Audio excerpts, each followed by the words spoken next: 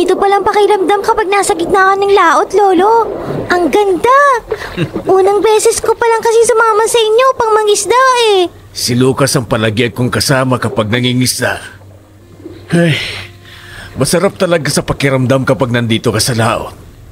Payapa kasi. At mas masarap sa pakiramdam kapag marami tayong nahuli.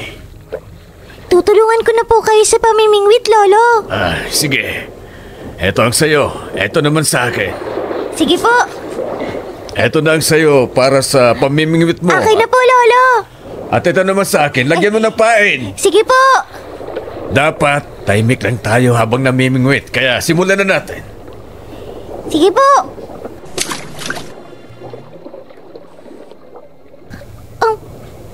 Lolo? Parang may nahuli na yata ako. Ha? Gumagalaw po yung binwit eh. Ang galing mo, Apo. Sige, tulungan na kita dyan. Sige po, Lolo. Parang ang laki. Laki nga.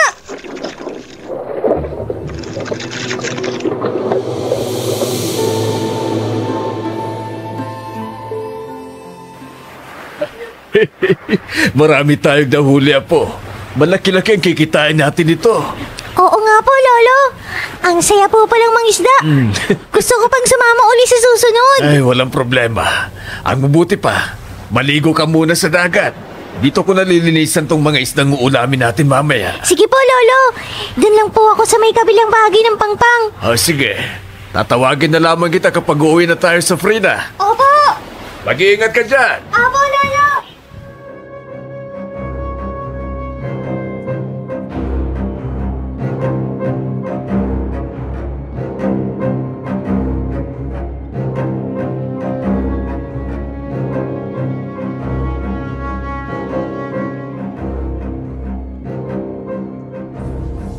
Oo nga pala, William. Nasaan si Bella? Bakit hindi ko yata siya nakikita?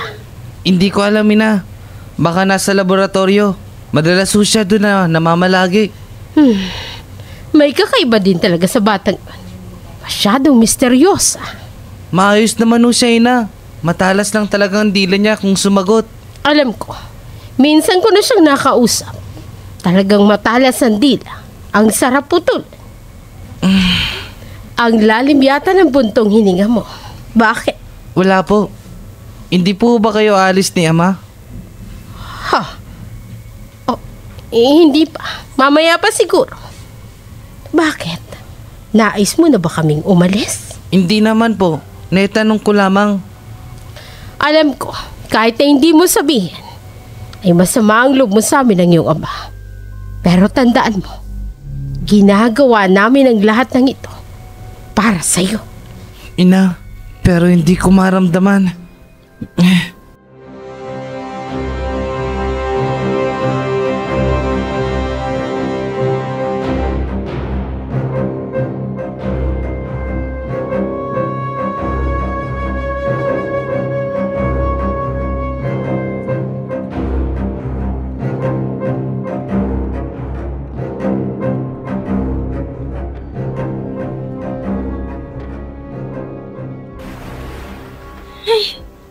Naakyat ko rin ang mataas na bahagi ng pangpang.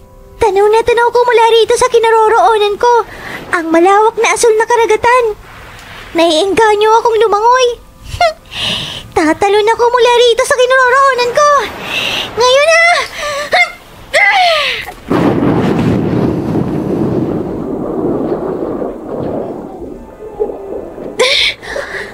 Ang sarap ng tubig. Ang sarap sa pakiramdam. Lalangoy pa ako. Hindi pa naman ako tinatawag ni Lolo eh. Lalangoy ako patungo dyan sa may bandang unahan.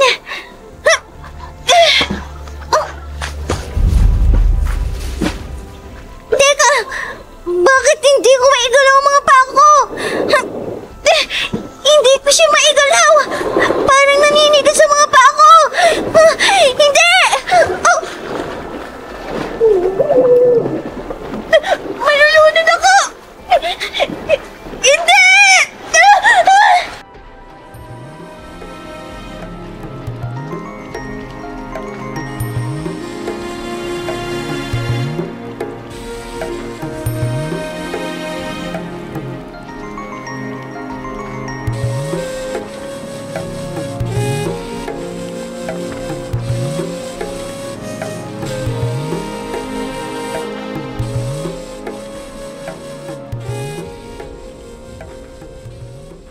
Safrina!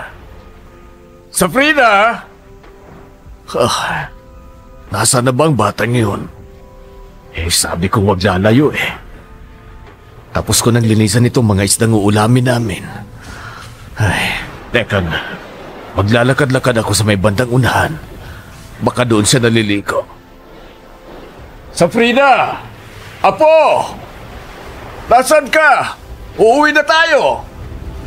Safrina!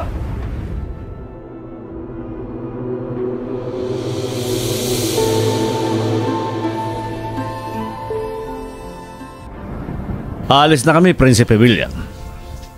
Ikaw na ang bahala rito. Tinanong ko ang punong guro. Wala naman siyang sumbong tungkol sa'yo.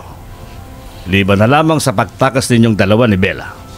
Hindi ko na uulitin yun, Ama. Pangako. Nagbigay na kami ng kasunduan sa iyo ng iyong ina. Kaya wala na tayong rason na gawin mo pa ang bagay na yun. Opo. Sige, alis na kami. William, aalis na kami.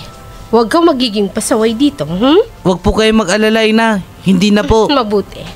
Mahal kong hari, tayo na. Nakahanda na ang ating sasakyan pabalik ng palasyo. Tayo na, Reyna Alona. Paalam mo, Ina. Paalam din sa'yo, mahal na prinsipe.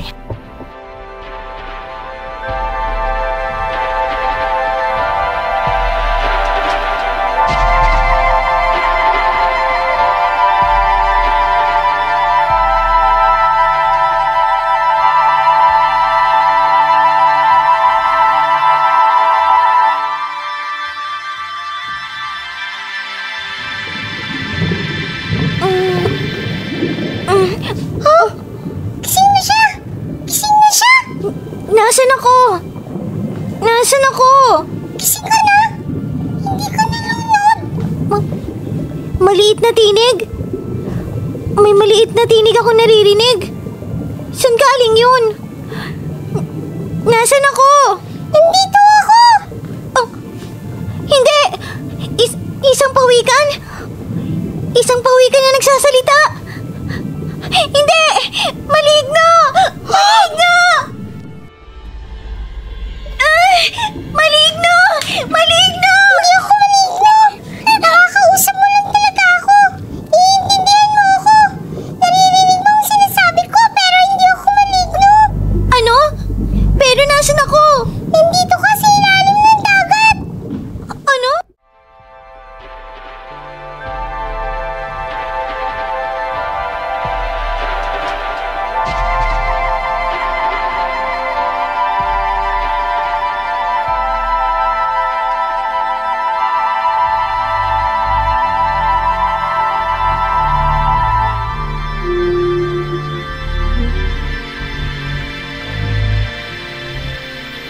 Safrina! Safrina, apo! Nasaan ka? Ay, wala siya rito. Kung gano'n, nasaan siya? Baka kung saan na naman nagtungo ang batang yon. Ay, Safrina naman.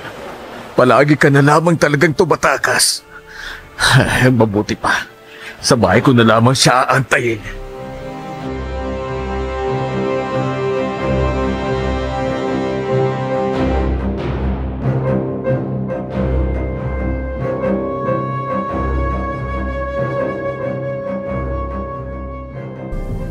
Nasa ilalim pa rin ako ng dagat.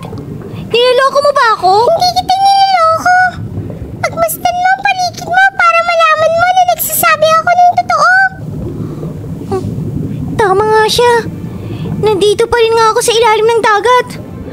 Pero paano ko siya nakakausap? Paano nangyari hindi ako nalunod? Marahil nagtataka ka. Ako rin nagtataka rin ako.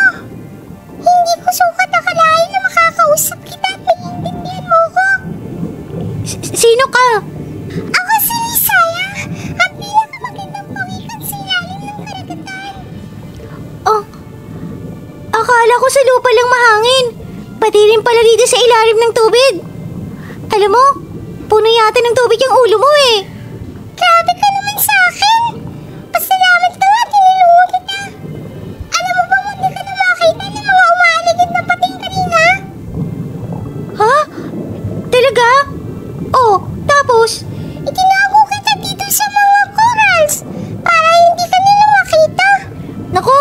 Pasensya ka na, Laysaya. Salamat pala sa pagtulong mo sa akin, ha? Walang anuman yun. Ikaw, ano nga palang pangalan mo? Safrina. Ako si Safrina.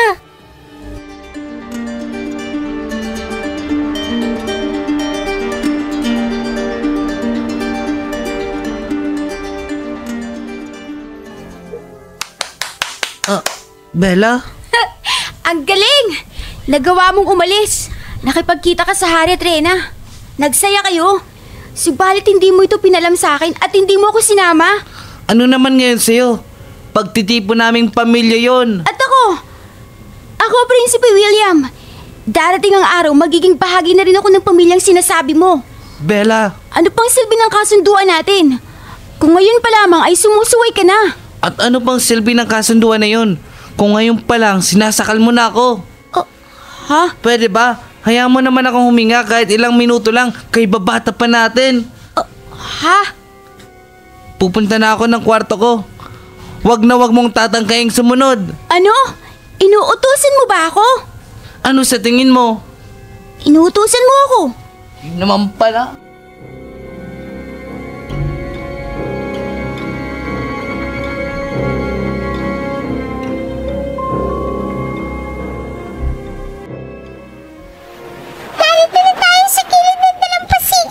Maraming salamat sa pagtulong mo sa akin, Laysaya. Sana magkita pa tayo muli, Sabrina. Oo naman. Bakit hindi? Kapag nangisda uli kami ni Lolo, maaari tayo magkita muli. Kahit nakapagtataka man, pero masaya ako dahil nakilala kita at nakausap pa. Ako rin. Pero kailangan ko nang umuwi. Baka hinahanap na ako ni Lolo. Mapapagalitan ako nun eh. Sige, mag-iingat ka, Sabrina. Ikaw rin, Laysaya. Paalam! Paalam din sa'yo, Sabrina! Hanggang sa muli natin makikita!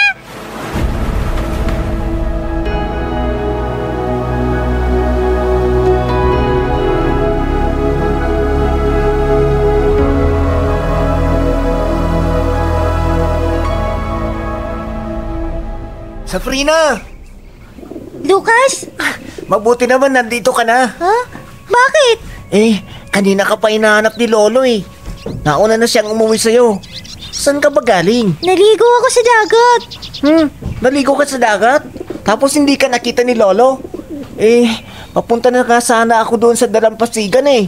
Mabuti na lang andito ka na. Pasensya na. Pinag-alala ko pa pala kayo. Ayos na yun. Pumasok ka na doon sa loob. Punta mo muna si Lolo sa kusina. Nag-aalala yun sa'yo eh. Sige, Lucas.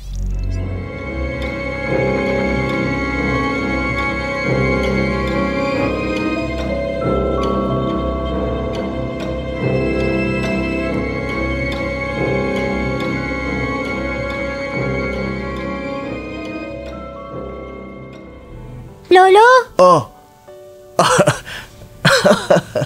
Nandito ka na pala, Safrina. Saan ka ba galing kanina? Hinanap kita sa may dalampasigan, pero wala ka naman doon. Naligo po ako, Lolo. At hindi po kayo maniniwala sa nangyari sa akin kanina. Bakit? Anong nangyari sa'yo? Pinulikat po ako. Muntik na po ako malunod. Ano? Pero nagising po ako, nasa ilalim na ako ng dagat, Lolo. At nakausap ko po ang isang pawikan. Babagin. Nagsasabi po ako ng totoo, Lolo. Maging ako nga rin po labis ng pagtataka ko. Kung paano ko nagawang kausapin ang isang pawikan. Kung totoo nga ang sinasabi mo, Apo, mayroon kang ang special abilities at kapangyarihan.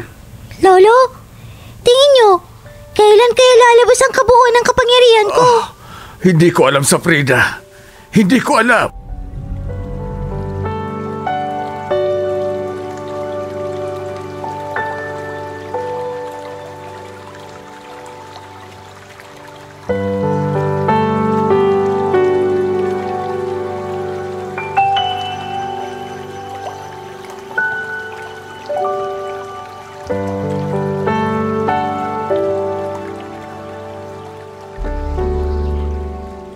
Ganun.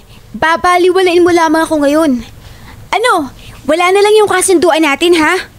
Di ba sabi ko sa'yo, huwag mo akong sundan? Bakit nandito ka na naman? Hindi mo ba talaga ako magawang intindihin, ha, Bella? Ako, naiintindihan mo ba ako? Di ba hindi naman? Pwede ba? Tumigil ka na muna. Kahit saglit lang. Patahimikin mo naman ako. Bakit ko gagawin yun? Kung ako nga ay binaliwala mo, tapos uutusan mo ako ngayon? Hindi. Hindi mo ako maaaring utusan. Gagawin ko kung anong nais kong gawin. Sasabihin ko kung anong nais kong sabihin. Pwes, bahala ka sa buhay mo. Oh, ha? Prinsipe William! Prinsipe William! Pinagsara niya ako ng pinto. Sa mismong harapan ko. Nakakainis! Humanda ka sa akin! Gaganti ako!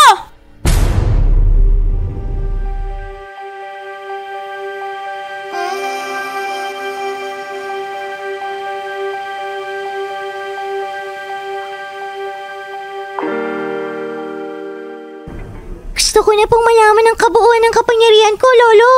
Nais ko nang malaman kung ano ba talaga ako. Ay, darating din ang oras na yun na po. Pero sa ngayon, kailangan mo ng iba yung pag-iingat. Hindi dapat malaman ng taga-Kapitolyo ang tungkol sa kakayahan mo, kundi masasayang lahat ang nais mong mangyari. Lolo? Marami ka pang mga tungkulin na kailangan nagampanan sa Frina. Marami pa. Hindi ka lang isang ordinaryong mamamayan ng Kayseriya. Isa kang pinagpala. Kaya kailangan mo ng iba yung pag-iingat. Opo, Lolo. Opo. Maraming salamat po. At hindi niyo po ako pinababayaan. Nariyan po kayo lagi upang gabayan ako. Ay, mahal kita. Dahil apo kita. Ay, sige na. Magbanlaw ka na. Maghahain na ako. Tatawagin ko na rin si Lucas sa labas. Sige po, Lolo. Unti-unti nang lumalabas ang kapangyarihang taglay ni Safrina. Pero nakapagtataka.